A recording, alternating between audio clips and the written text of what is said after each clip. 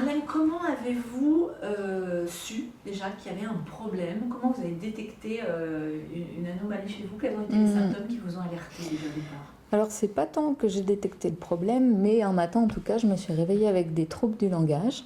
Et puis, sans que je m'inquiète par ailleurs, jusqu'au jour où ils sont devenus tellement majeurs que j'ai été aux urgences à Rennes. Et donc voilà que suite à un IRM, il s'avérait que j'avais une tumeur du cerveau, donc une tumeur des méninges, dont la taille était de 9 cm sur 5 dans le cerveau gauche. Voilà, donc c'est quand même une tumeur importante. À l'époque, on vous a dit votre vie est en jeu. Oui, et d'ailleurs avant qu'on me dise ça, c'est surtout que la première phrase, déjà rien que de l'urgentiste, c'était deux points, ouvrez les guillemets, c'est l'androcure. Voilà, bon. Sur le coup, j'ai pas tellement réagi parce que bon, j'avais d'autres pensées bien sûr. Et puis voilà. Et par la suite, oui, j'avais demandé au chirurgien si c'était possible que je me fasse pas opérer. Et il m'avait dit non, c'était pas possible parce qu'effectivement, l'espérance de vie était autour de 2 mois. Voilà, tellement la tumeur était importante et qu'en fait, elle aurait fini par faire que le cerveau s'arrête. Voilà. Donc vous avez été opérée. Oui. C'est plutôt bien passé. Oui, voilà.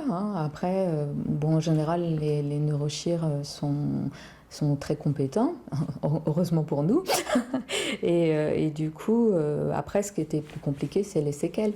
C'est-à-dire que on ne sait pas comment on va se réveiller le lendemain. Et surtout, si l'état dans lequel on se réveille le lendemain, s'il va durer, comment il va durer, etc. Voilà. Aujourd'hui, comment vous allez? Alors là, ça fait 9 mois. Voilà, aujourd'hui, je travaille pas. Voilà, je suis épileptique. Donc du coup, moi qui avais un métier qui s'exerçait beaucoup en conduisant, eh bien, du coup, je peux plus travailler. Voilà, donc voilà, c'est pas ce que j'aurais souhaité dans la vie. Voilà, j'ai des soucis de déglutition, j'ai aussi des soucis de langage, surtout à l'écriture. Voilà, une grosse fatigue. Non, ça va, mais c'est surtout une grosse fatigue, voilà. Enfin, en fait, il y a toute une liste, si vous voulez, même de petites choses, des problèmes de mémoire, voilà, c'est quand même complexe. L'androcure, vous en avez pris longtemps, pourquoi? Quel était ce traitement que vous suiviez? Alors moi je l'avais pris 12 ans, donc j'ai arrêté là le jour de mon opération, le matin en tout cas du jour où je suis allée aux urgences, c'était le dernier jour où je l'ai pris. Voilà, donc de 2005 à 2017, ça fait 12 ans, et moi je le prenais alors à la fois comme un moyen contraceptif, et aussi parce que à l'époque, voilà, selon le phénomène de mode actuel, je souffrais en fait de ma pilosité que moi je jugeais excessive. Voilà, donc du coup c'était une pierre deux coups et c'est pour ça que je le prenais. Voilà. En même temps sans savoir quelles étaient les conséquences, c'est-à-dire que j'aurais su dès le début qu'il y avait ce risque-là. Je pense que soit je ne l'aurais pas pris, soit je l'aurais pris, mais en demandant une vigilance, voilà, c'est-à-dire une imagerie. Jamais un médecin ne vous a alerté sur les risques? Non, aucunement. Aucunement. J'imagine que depuis, vous en avez discuté avec des médecins, peut-être. Et est-ce qu'ils savaient les dangers, puisqu'on sait que ce médicament était quand même sous surveillance depuis au moins une dizaine d'années? Alors après, oui, je dirais qu'il y en a qui sont au courant, d'autres qui le sont moins. Après, ceci dit, bon, moi j'estime que quand on est médecin, on a aussi une certaine responsabilité à s'informer. Voilà, donc oui, il y avait possibilité d'être au courant. Vous en voulez aux praticiens aujourd'hui, au labo, à qui?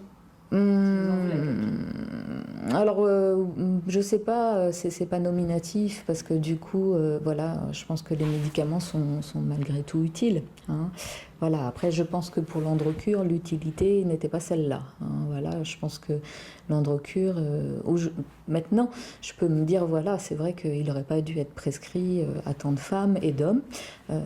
Surtout, bon, les hommes encore, c'est souvent pour le cancer de la prostate. Voilà, il n'aurait pas dû être prescrit. Je pense aussi aux personnes transgenres. Les transgenres femmes qui prennent ça à grosse dose et qui, je pense, elles ont beaucoup plus de risques encore que nous, puisque c'est des grosses doses. Je crois que c'est plus de 50 mg, alors que nous, on en prend 25 ou 50. Voilà. Donc je pense que chez les transgenres, il y a vraiment un gros risque aussi. Alors c'est vrai que ce médicament était prescrit ailleurs qu'en France, mais c'est en France qu'on en a prescrit le plus. Donc c'est là qu'il y a le plus aujourd'hui de problèmes. Il faudrait faire quoi aujourd'hui? L'interdire ce médicament, revoir justement les posologies, c'est ce qui a l'air d'être en cours. Ouais. Qu'est-ce que vous en pensez? En tout cas, il n'est pas à interdire ce médicament, surtout dans l'idée que c'est quand même un traitement palliatif pour le cancer de la prostate. Voilà, alors je pense à tous les patients qui en ont besoin.